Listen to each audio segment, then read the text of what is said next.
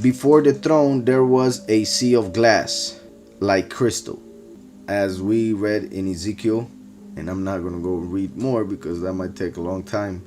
And as I was explaining, since the throne of Yahweh is the heavens and the earth is his footstool, then when he showed Ezekiel his honor, his splendor as king, he was showing him the real shape of his creation. And that is what we see in Ezekiel 1. He sees 4 malachim, which represent the 4 angels on the 4 corners of the earth. And then he sees a firmament above their heads. And then above the firmament he sees a throne, which had the color like that of the sky, because the sky is his throne. So we see in Ezekiel the firmament above the 4 corners of the earth.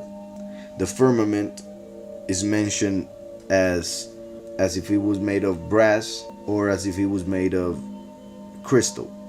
The brass thing has to do with the fact that it's a hard creation, and the crystal, how it looks, for it reflects. It also is mentioned as a mirror throughout scriptures. So the firmament is what is being mentioned here. He saw the heavens opening. He went up to heaven. He saw the throne. He saw 24 thrones around it. Then he saw the 7 lamps of fire. And then he saw before the throne, it says, a sea of glass, like crystal. That is the same one that we see in Revelation 15.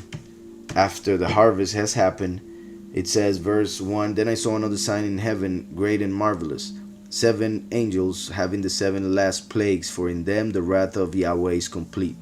So after the harvest, then comes the last 3.5 years, the last 7 plagues. And I saw something like a sea of glass.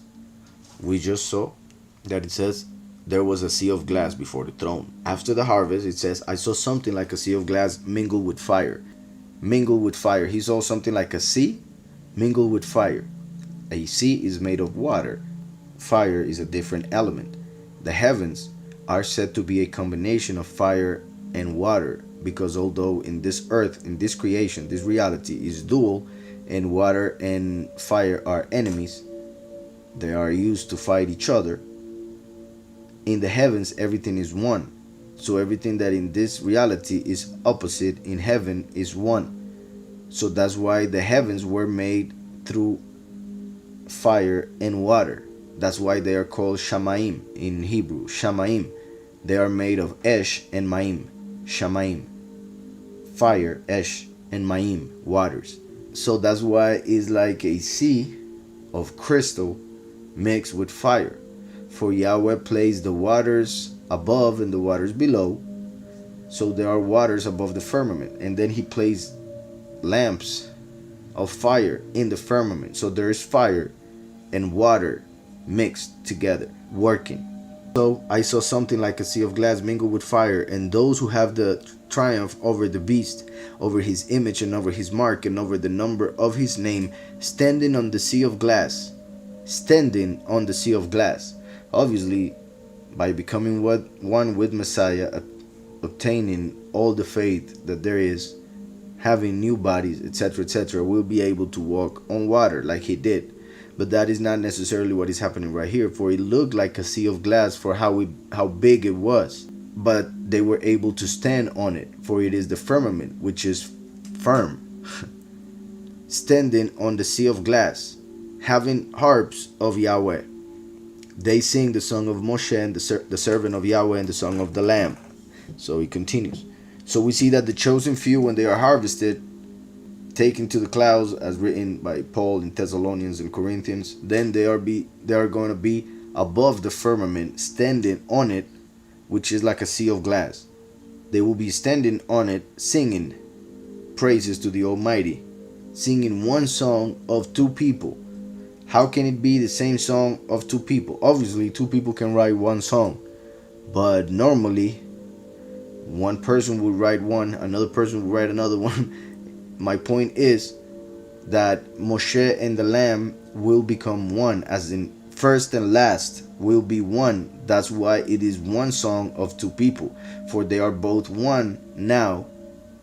So that's why they will sing the song of first and last, last being represented by the name Moshe. And the fact that they will sing in Revelation 15 the song of Moshe after having passed the firmament, standing over it, triumphing, after receiving triumph over the beast, the image of the beast, his name. All of that is connected to Exodus 15, just like Revelation 15, Exodus 15, when Israel went through the sea of reeds, or the Red Sea. They went through it, and afterwards in Exodus 15 they were singing a song. Moshe sang a song, and he said, I will sing. I will sing. So he said it in future tense, meaning he knew that prophetically there would be a song of Moshe being sang in the end times over the firmament. Being the firmament a sea of glass, all of that was represented by Israel going through the Sea of Reeds, or the Red Sea, and then singing a song. Exodus 15, connected to Revelation 15. Hope that was clear. It's very important.